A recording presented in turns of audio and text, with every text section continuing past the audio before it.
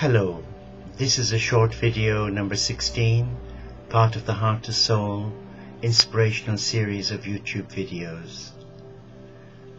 I would like to use this video in the given time span to share with you a little bit about two of the world's greatest spiritual teachers and masters, in addition to that of Jesus. And of course the two men that I would like to just briefly share with you about is Francis of Assisi and our brother Sri Chinmoy. Both men lived a very simple spiritual life. Both embraced celibacy in order to enhance the divine connection within their being. Francis, of course, was a 12th century mystic who came from a very well-to-do family who were known locally in Assisi as highly respected cloth merchants, and they had great aspirations for their son, who went on to study accountancy, but of course, being disillusioned by materialism, it was in a prison cell where he discovered his true vocation. And God had a plan when he spoke to Lord Kutumi to incarnate as Francis of Assisi, because the Catholic Church in the 12th century was corrupt, hedonistic, and out of control. So God had a plan to use a simple man, an ordinary man, who turned his back on the world to embrace the divine through the natural world. And Francis lived in a cave, and many of his followers followed that simple path of renouncing everything and sharing it for the common good of all. And down through the centuries, the message of Francis still touches lives. Why is that? Because he was an eco-spiritual warrior who had a great love of the divine and the sacred in all of creation.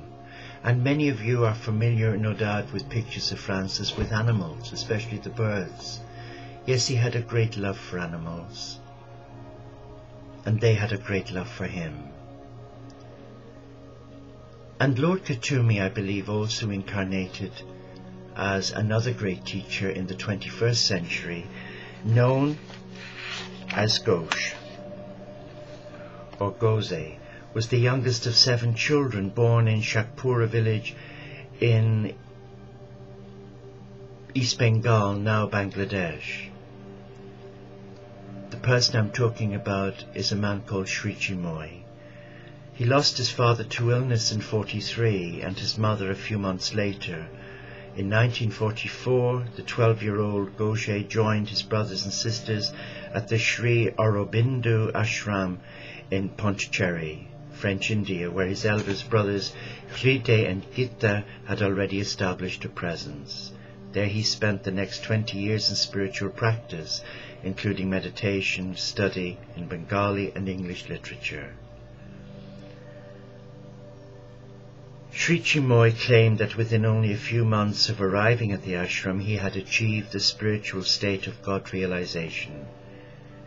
He was very inspired by his teacher Sri Aurobindo and was encouraged to pursue his athletic abilities.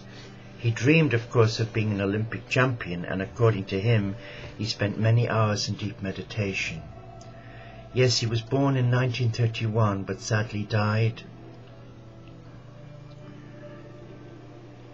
in 1964. Sorry, he died in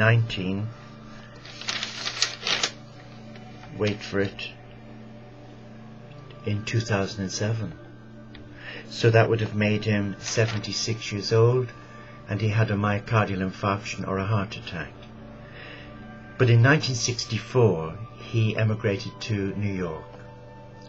And God had a plan, because Sri Chinmoy trusted his gut feeling, his heart center, that God would make it possible to get his green card, his visa to remain in America. And it was through one of his followers who was connected with the immigration department that actually made that possible. So God always writes straight on crooked lines. He worked as a junior clerk at the Indian consulate, and from there he continued to develop his spiritual path. He's known for his artistic pursuits. When I read his biography on Wikipedia, I thought, this man has got bipolar. He's another Brother Sean. Because people say to me, slow down. But when I looked at the achievements of Sri Chinmoy, I thought, my word, this man is incredible. According to his followers, Sri Chinmoy wrote 1,500 books, 115,000 poems and 20,000 songs. He created 200,000 paintings and gave almost 800 peace concerts. His short songs were written in Bengali and English, and during a concert he would usually play 10 to 15 different instruments, such as a variety of flutes, ezraj, cello, dilruba and synthesizer, as well as improving on piano and pipe organ. And it goes on. The man is known for his activities within the peace movement. He is an incredible man of God. Like Francis, they had one thing in common, the divine. They were aware that they were in service to the divine, and they came to the divine through their heart. Loving hearts, totally selfless.